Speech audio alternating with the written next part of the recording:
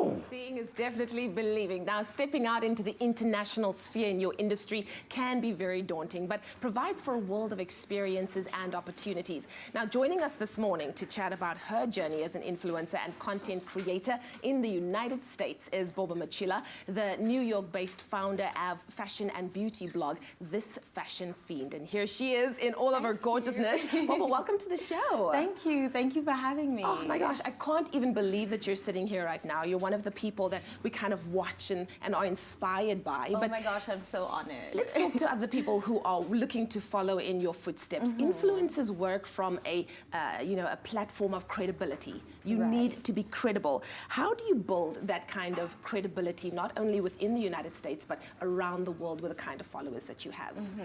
I think the most important thing when it comes to building a following and building credibility is just producing quality content and producing that content consistently.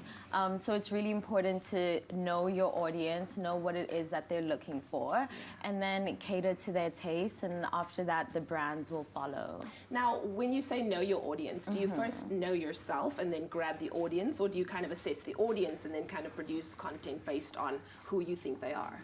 I think it's really important to work from a space of intention. So before you even embark on the journey of creating content, it's important to know why. So for me, I'm really all about women and liberating women and empowering women.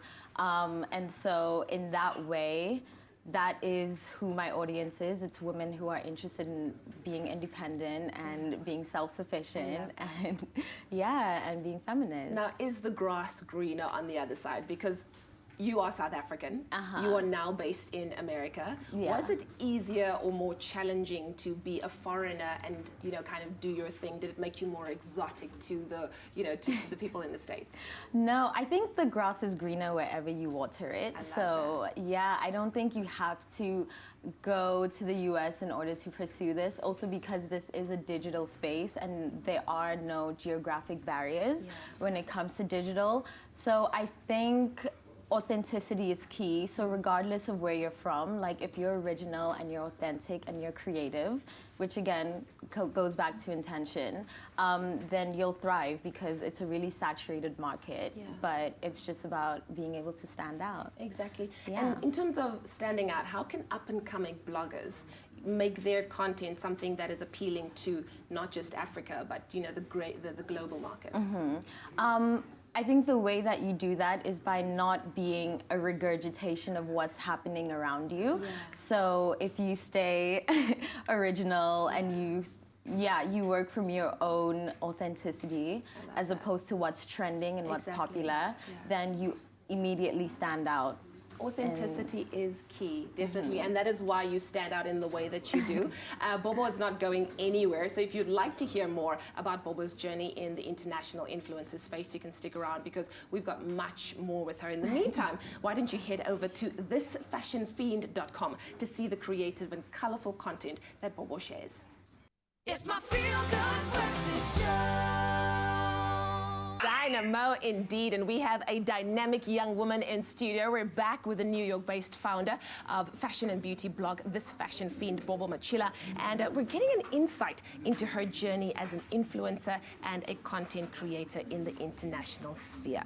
Now, Bobo, for those of us who don't know you yet, don't you just want to take us through your journey very quickly, how you left here and got to be where you are today? So all of this began during my undergrad years, which was 3 years ago. I was doing my undergrad in LA and sort of trying to figure out who I am and what I want to do and how I want to contribute to humanity. I started dabbling in photography, and initially I wanted to be a designer or a creative director, so I just sort of sought out and started networking within the fashion industry in LA, and I started creating behind the scenes, just creative direction for different brands in the underground LA scene. And that is sort of how my following began to grow. And from now we're here. That is amazing. Now, I don't know if people know this about you, but you work for brands like Coach, Sephora, Nordstrom, Topshop. How did you kind of clinch your first big client? And what is it like maintaining such a clientele? Does it get easier the longer you're in the game? I think it does get a bit easier in the sense that one always leads to the next and Yeah. so forth and so on. So how I acquired that sort of clientele Yeah. is I started producing my own content in-house. So I'm basically in charge from the execution to the post-production. And that means I have a much quicker turnover rate, which just attracts more brands, and also just allows me to differentiate myself and just Wonderful. pushing out content consistently. Exactly.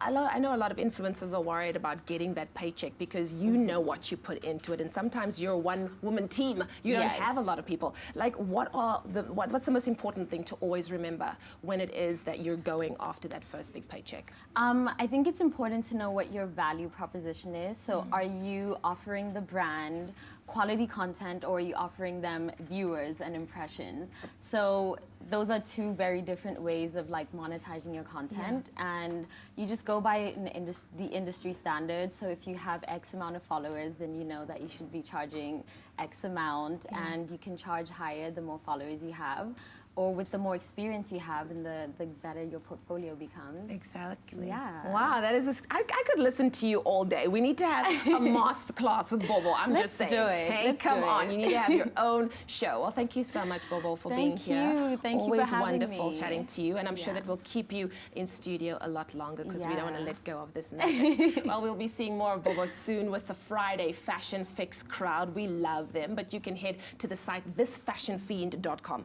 to check out the creative and colorful content that Bobo shares.